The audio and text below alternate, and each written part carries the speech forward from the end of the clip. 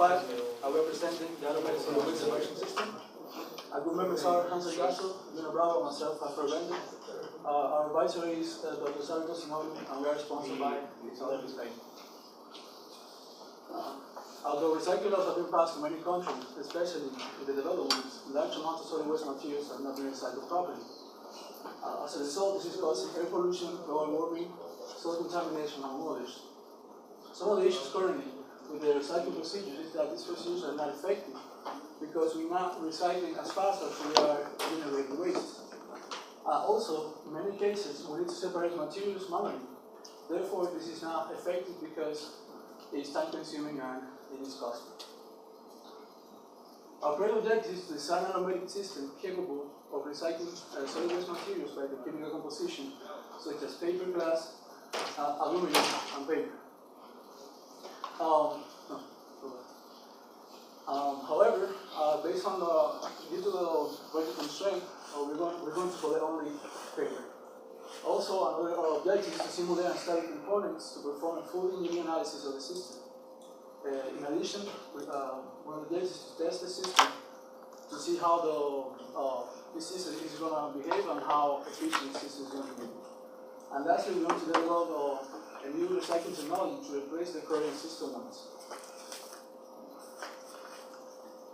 As you can see here, these are a few examples of waste management using the world. One of the components for this course is to ensure proper management of solid waste materials, to reduce environmental contamination, and lastly, to introduce this product to the global market so other countries can improve their existing design and commercialize it internationally. These are some standards that we use for this project. The purpose of these standards is to actually to improve the efficiency, also to manage the sorting of materials, and to ensure safety for the system. Now, in order to separate the materials, we're going to use through electricity. The electricity is static electricity generated by friction. It occurs when a material becomes electrically charged after it comes into frictional contact with a different material. Solids are made of atoms. These atoms are normally on their neutral state. They have the same number of protons, same number of electrons. But when we apply friction between two objects, we can exchange the electrons between them. Some materials have a tendency to gain electrons, to give up electrons and become positively charged. Others have a tendency to gain electrons and become negatively charged. This is described on the ferroelectric series. This is a useful tool to determine the combination of materials that create the most static electricity. Now, when separating the materials, it's important to find the electrostatic force between them. To do this, we have to look at the Coulomb's law. Coulomb states that the electrostatic force is equal to the scalar multiplication of the electric charges divided by the squared distance between them. From this formula, it's important to know that like charges such as positive to positive or negative to negative will repel, unlike charges such as positive to negative will attract. Now, in order to successfully build the prototype, we gotta face different constraints. First, the input material that goes into the system has to be crushed in small pieces of 15 millimeters maximum size. Then we need to select specific materials in order to create as much friction as we can. We also have space constraints. This type of system has to be small, simple to use, and fully automated. Now, I'm going to break down the three major components in order to understand how the final assembly will look like. First component is the conveyor belt. We decided to use a conveyor because it has the ability to transport material from one place into another. We can also customize this belt by installing a speed controller in order to increase or decrease speed as needed. Now, this is the structural study for the conveyor frame. The frame is made out of stainless steel. As you can see, the top two figures show the setup configuration for the study. We fixed the four legs to the ground and we applied 900 newtons on each side of the frame because it is the approximate weight of the other two components that we put on top. Now, after running the simulation, we obtained a maximum displacement on the middle section of 0.05 millimeter and a factor of safety of 6. The second major component is the linear actuator system. The main goal for the linear actuator is to create friction on the surface of the papers and remove as much electrons as it can. The main part here is the cylinder, which is made out of Teflon. Now, Junior will later explain why we select a specific Teflon after we run the experiments. For the Teflon, we applied a 196 Newton load to see how it will behave. Running the simulation, we obtained a factor of safety of 2.5. Now the third component is the collecting system. The collecting system main objective is to collect the paper. And here we have two important parts. One is the belt, which is made of silicon, and an extrusion that will be covered on leather. Now, in order to rotate the belt, we use two pulleys of the same side. Because of it, we can only concentrate on one section of the belt. Now, this belt is 1/16 thickness. Now, we applied a 150 Newton tension force and several external forces such as torque and centrifugal force in order to see if this thickness was appropriate for our application. To run the simulation, we obtained a maximum displacement of 0.01 millimeters and a very good factor of safety. So that means that the thickness was good enough. Now, this is the final conceptual design for our prototype. Initially, the material will flow through an aluminum foam and will be transported by the conveyor belt. Then we're going to create friction on the surface of the paper to remove as much electrons as we can, and we're going to collect that paper using the collecting system. Due to budget and constraints, we decided to concentrate on just collecting the paper. These two tables here show that the average results that we did on 5 different trials. On the left-hand side, the material that's going to be collected is paper. We rub it with 4 different materials selected from the tubularity table. As you can see here, the best combination was between paper and Teflon. When you rub paper with Teflon, it tends out to give electrons and become positive charge. And as a result, when we remove the electrons from the surface, we're able to measure 28 nanocoulombs by applying a force of 32 newtons. Since the paper now is positive charged, the collecting system has to be negative charged. That's why we did several experiments with different combinations, and leather and silicon turn out to be with the best combination. When you rub the silicon with the leather, it gains electrons and becomes negative charge. That's why the silicon was able to absorb 44 nanocoulombs by applying a force of 28 newtons, which resulted in an efficiency of 80% out of the sample pool. And here is a graph showing the possible combinations of materials, leather and silicon being the best combination with the 80% efficiency in this case. On the left-hand side, we're going to show the first step in our system. Here, the material to be separated, which is paper, is going to be introduced. Once this happens, then it's going to be rubbed with a cylinder covering Teflon. Once this happens, the recycling paper, the recycling material, which is the paper in this case, is going to give out electrons and become positive charge. On the right-hand side, then we have the collecting system. The collecting system attracting material is going to be silicon, and we're going to rub it with leather. Once we do this, the leather is going to give out electrons and become positive charge. Once this happens, since the paper is positive and the silicon is negative, then we're going to be able to, unlike charges that attract each other, and that's how we're going to collect the material. The table at the top shows possible combinations to collect several materials. So for only our experiment, we were only to conduct and confirm the combinations for paper.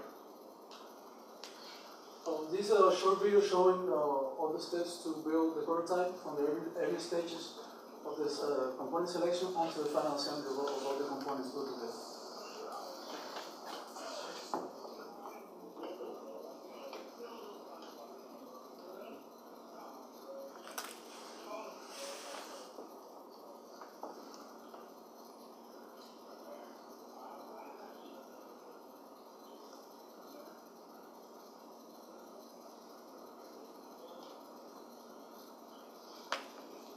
And this is a final picture of the whole assembly of the prototype.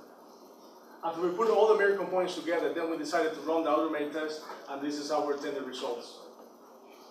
So initially, the sample pool is going to be introduced into the conveyor, into the system.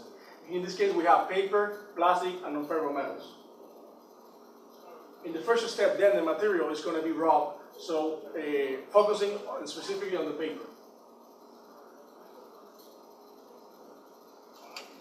We also install a force sensor at the bottom to measure the force required. We did this process for roughly 30 seconds. At the same time, the collecting system, as you can see on the right-hand side, is being charged by rubbing the silicon with the leather.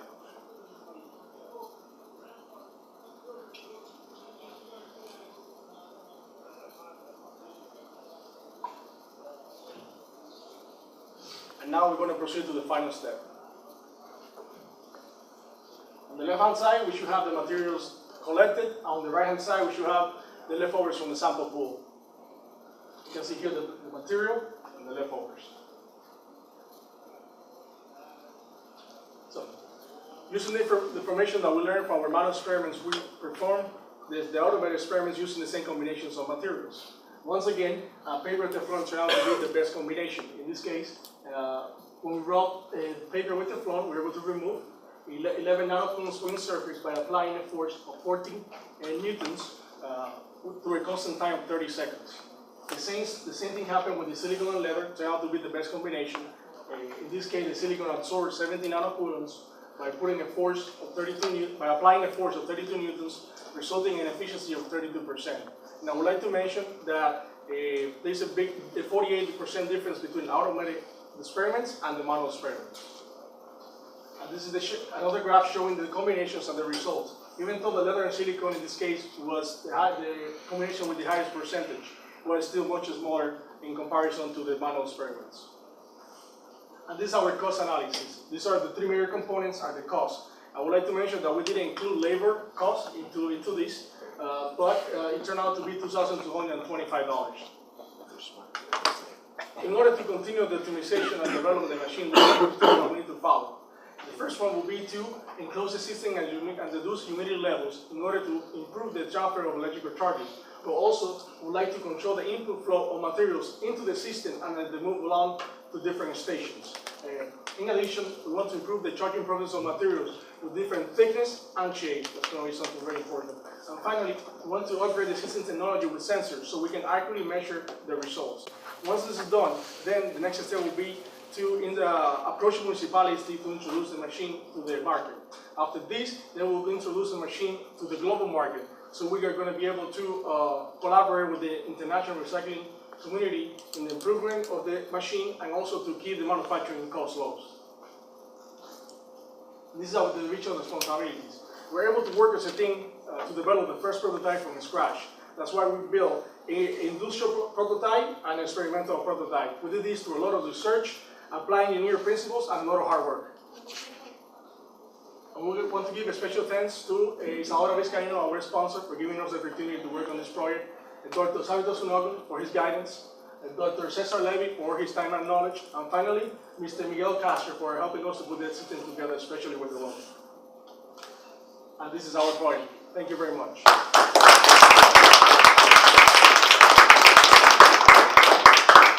Right here at the end, when you did your test and everything, you never said whether it worked. Yeah, it Did it separate the paper? Yes. Yes. Okay. You can see it very clear, but it separates small pieces of paper. Right. We were able to collect an average of 32%. Yeah, Okay. bring up the video so you can see. Yeah, You saw it? I saw some coming off, but there's all these little white Yeah. things on there. Well, the same color, that's white. Right. Yeah. So I just want to make sure that the paper got separated. White with white, yeah. What happened? Yeah, we were trying to like paint it on the paper somehow, like black or something. Right. Yeah, as I mentioned, the sample pool in this case was composed of 3 different materials. Right. Some of them look kind of different, but we only collected paper in this case because based on the electricity table, you have to use specific materials in order to remove or gain electrons at specific materials. So if I charge, for instance, a paper with leather, it won't do anything because the charges just won't work. So it worked. For this case, yes, that's what the table that I showed, and we first confirmed the combinations, which turned out to be the right one, and then when we did the experiments, even though we got a smaller efficiency, nevertheless it still worked. This is a very nice bunch of welding that you put together, manufacturing. Do you have any idea what it took you to do this in terms of time? I was waiting for that question. Yeah. We estimated 100 hours at $50 an hour. That's going to be hopefully $1,500. Yeah, we were working on this prototype since the summer. It took us quite some time to put everything together. But do you know what? Did you check in on keep a time slip every time you worked on it? We didn't keep it, but we roughly like 120 hours, maybe probably more than that. Working like full time, dedicating all the time to this.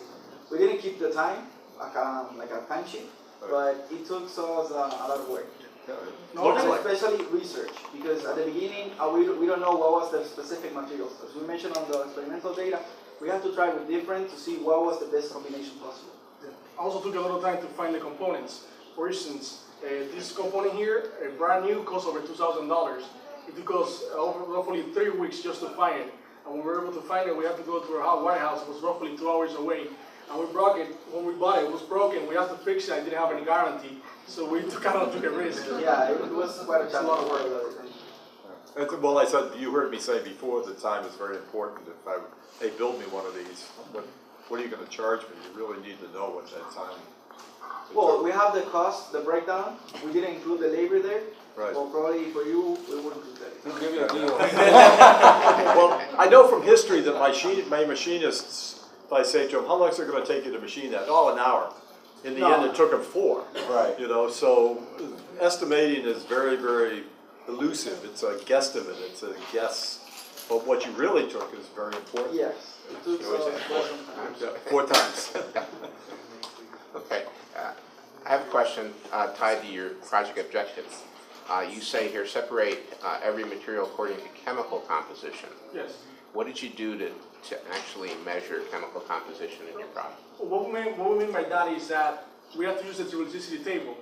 Based on the chemical composition of the material, paper, glass, non-ferrometals, or aluminum, based on that combination is that the type of material that you have to use to rub it. So when you write your objective, you gotta make sure you write something that matches what you actually did. Yes. Because you didn't measure chemical composition material. Yeah, I mean, that's what we meant. The chemical composition of the material, based on that chemical composition, is the material that we have to use to rub it. That's what we meant. Okay. Question for you. The system itself only was capable of collecting 32% Automated, yes. automated. What would you do to make this system collect 100%?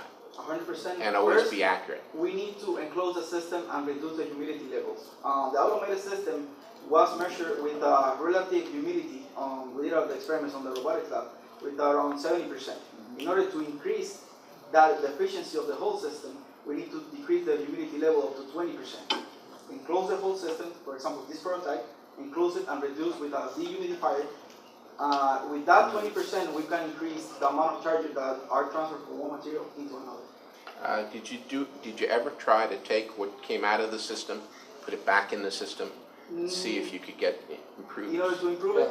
Yeah. No, we just use one sample pool. We introduce it, we create the fraction, and we... So maybe if you ran it 3 times, you might pick up Probably better the efficiency? experiment will probably increase the amount of efficiency that we have. Yes, that's a good idea. That's a good point. Okay. The question's for yourself. You used a silicon belt in the system. And again, it's 1/16 of an inch thick.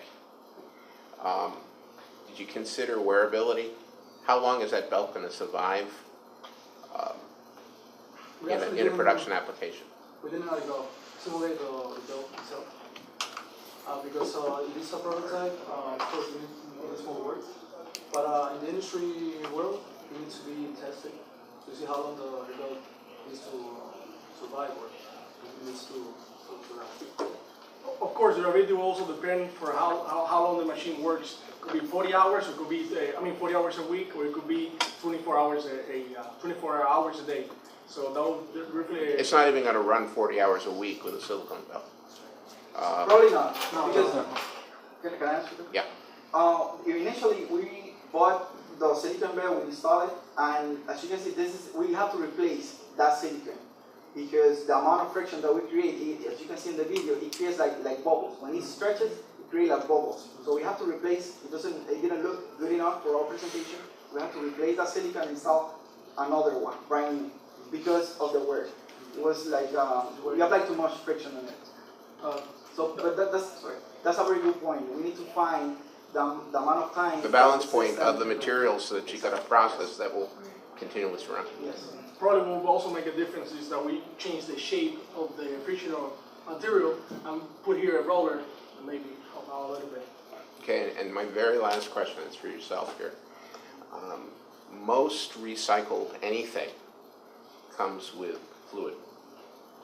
Did you consider the influence and impact of fluid on a system like this? And why I even ask the question is that you got a conveyor with a motor sitting underneath a conveyor. So you're going to take a lot of fluid right on top of your motor in this design. Well, initially, the way it was designed is that all the material before it's going to be introduced into the system. It's going to be caught, it's going to be washed, and it's going to be dried to remove any type of chemical compositions. So all the material that is already introduced into the system is already dry. So there's not going to be anything wet. What he's trying to say is, I hear we you. have a machine that it's not our project. It's a machine before that's going to cut the material in small pieces of 15 millimeters, going to dry the whole material, and then we're going to take that amount of materials and we're going to insert it here for the separation process. Right. And by doing that, we're going to remove any type of chemical contamination that could be inserted into the system. And also, all the material is going to be dry.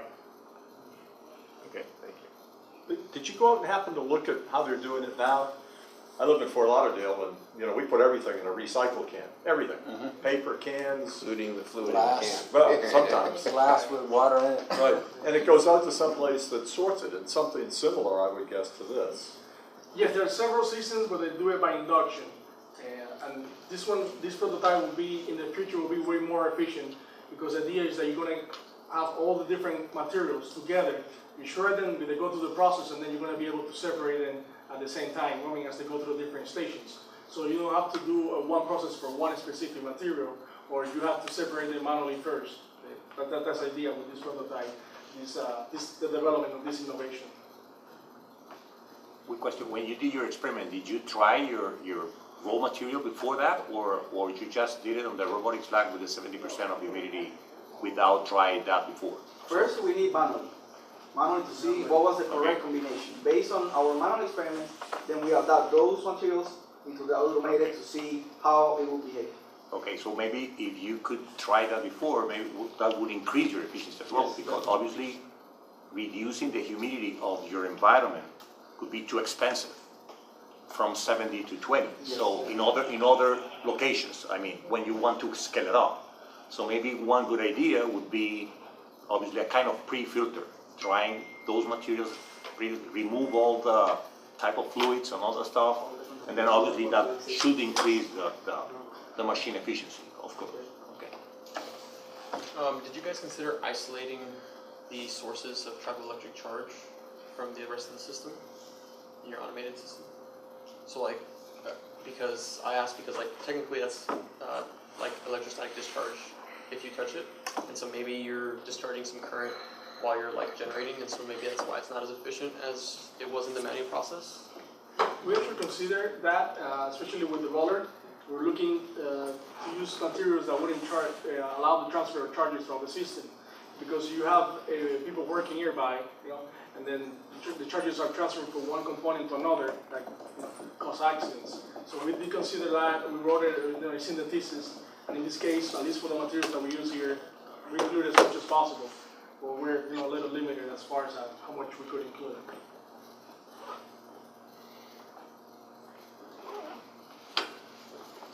Thank you.